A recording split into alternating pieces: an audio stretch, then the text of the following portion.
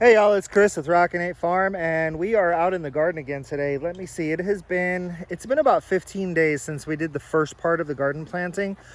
We had some really soggy weather, and then we got a little bit of a cold snap.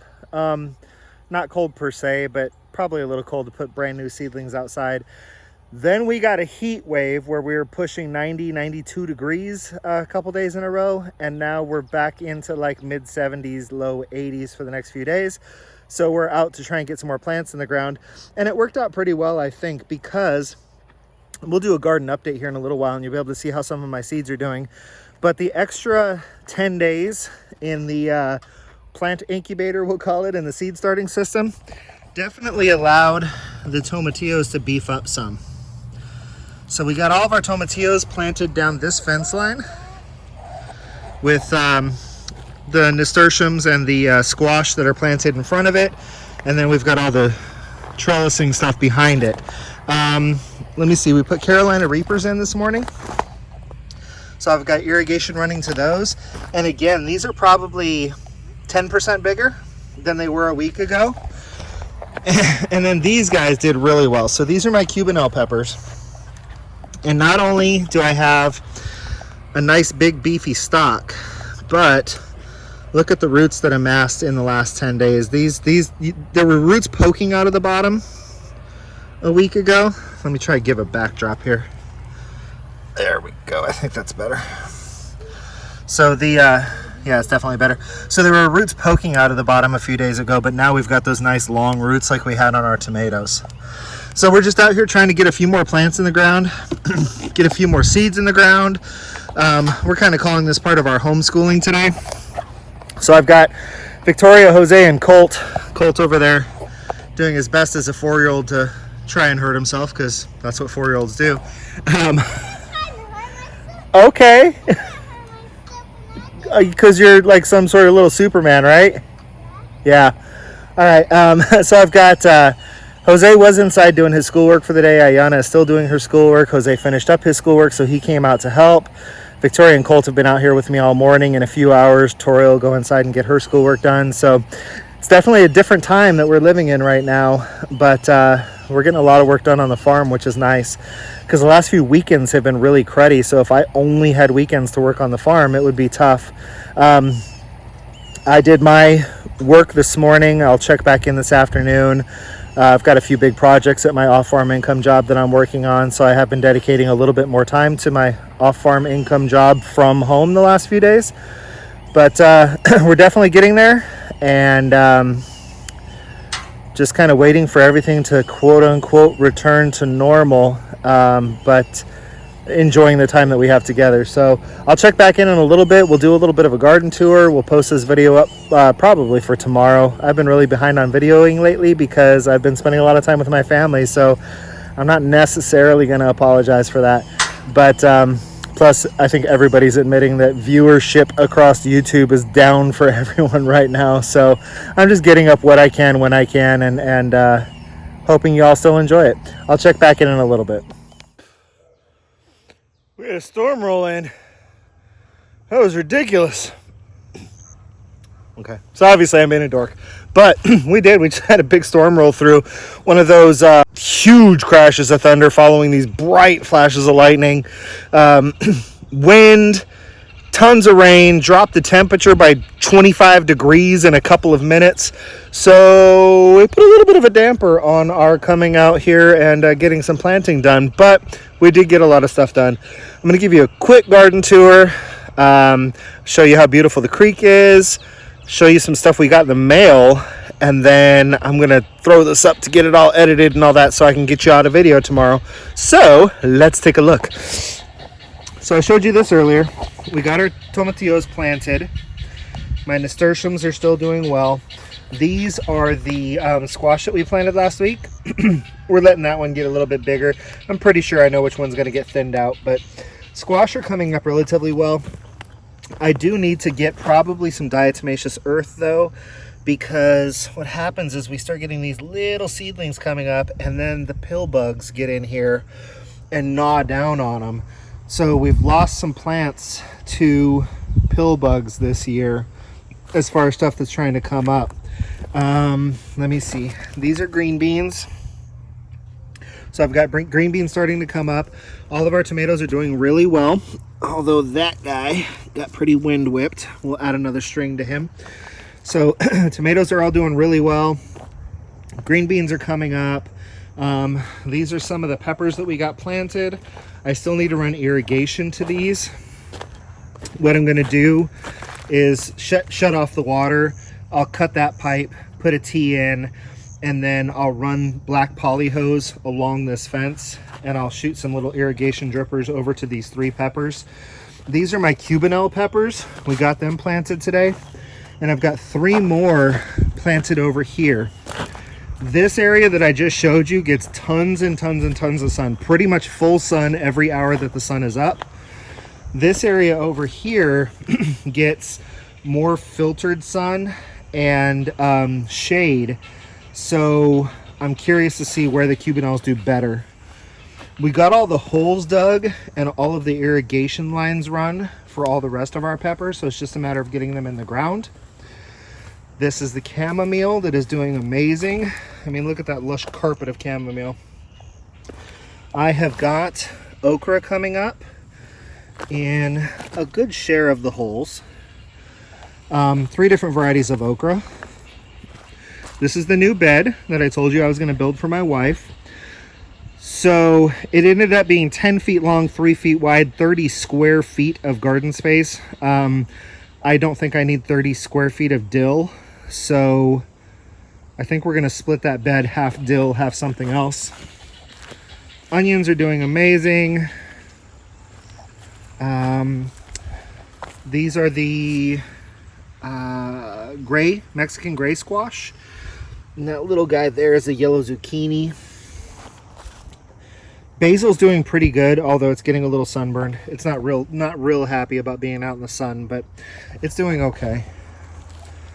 We've got asparagus coming in probably tomorrow or Saturday. So y'all remember, these are my asparagus beds. Walking onions are still doing great. And if you've noticed too, we decided to make our garden a little bit of a pretty place this year. So we've added a little garden art. You know, these are lights that we pick up at Dollar General for 50 cents or $1 a piece. These little garden stakes are 75 cents or something like that. These are lights that we had already just out in our landscape. We decided to move them to the garden.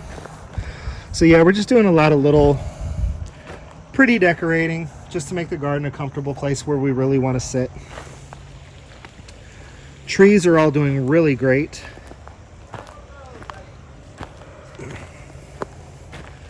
Garlic is going gangbusters. We're getting tons of little tiny strawberries coming in. They're little bitties, but I'm hoping we'll get some bigger ones the closer we get to the hotter weather. But yeah, we're gonna have to figure out something as far as these pill bugs go. I think what I'll probably do is use small amounts of diatomaceous earth just in my problem areas. So like if I put a seed in the ground or a small seedling in the ground, I'll just put diatomaceous earth around that seed or that seedling. Same thing with like the strawberries. I'll just put a little ring of diatomaceous earth around the strawberry itself so that I can stop the pill bugs from eating the strawberries that are touching the ground. Because what we've noticed is that once that little seedling gets to be about yay big, the pill bugs aren't interested in it at all anymore. So I definitely don't want to like douse my garden with diatomaceous earth and then every beneficial bug that's out there ends up dying. Plus, I'm a fan of pill bugs. They do a good job. They they aerate the soil. They deposit nutrients in the soil. They help you break down organic matter.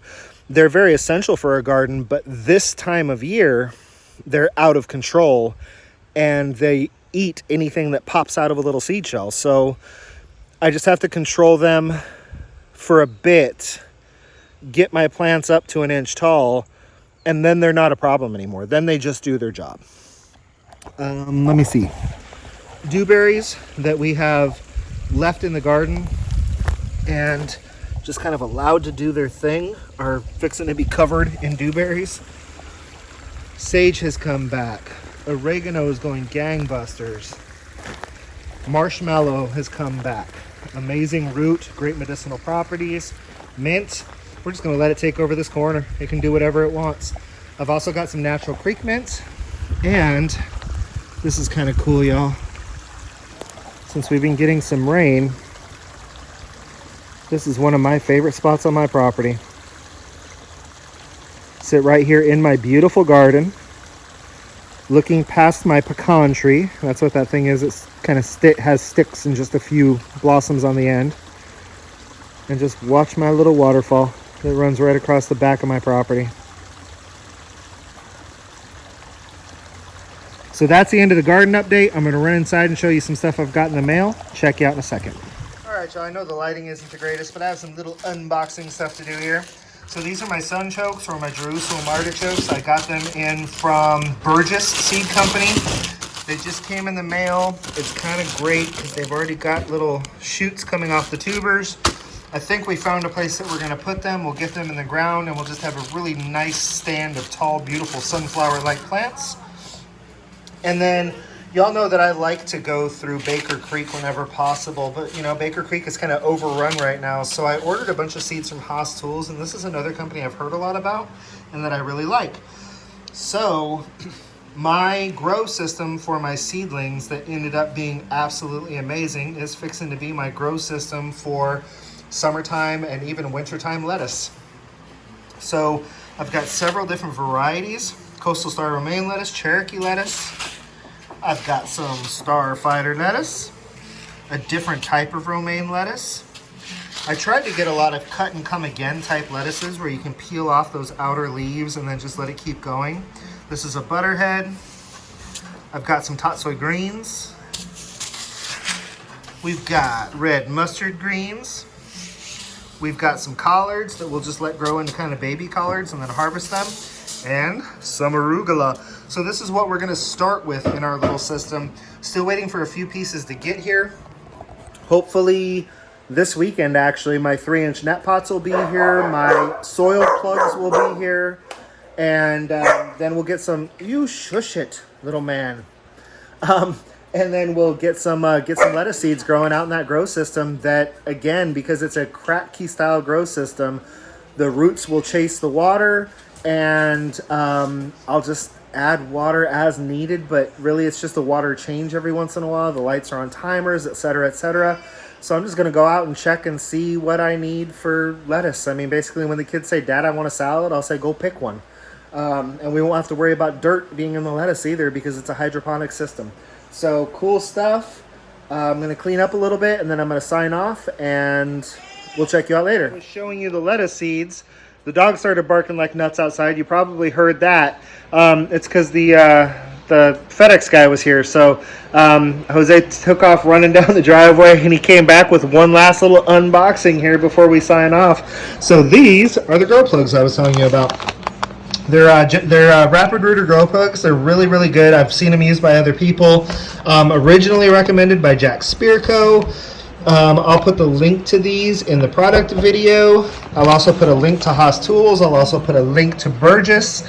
And then we'll get this system up and running pretty soon. I think my 3-inch net pots are supposed to be here tomorrow, but that's basically what we're shooting for. So that's basil on that picture, but we're just looking to get a little grow system going here to where we can have lettuce anytime we want it.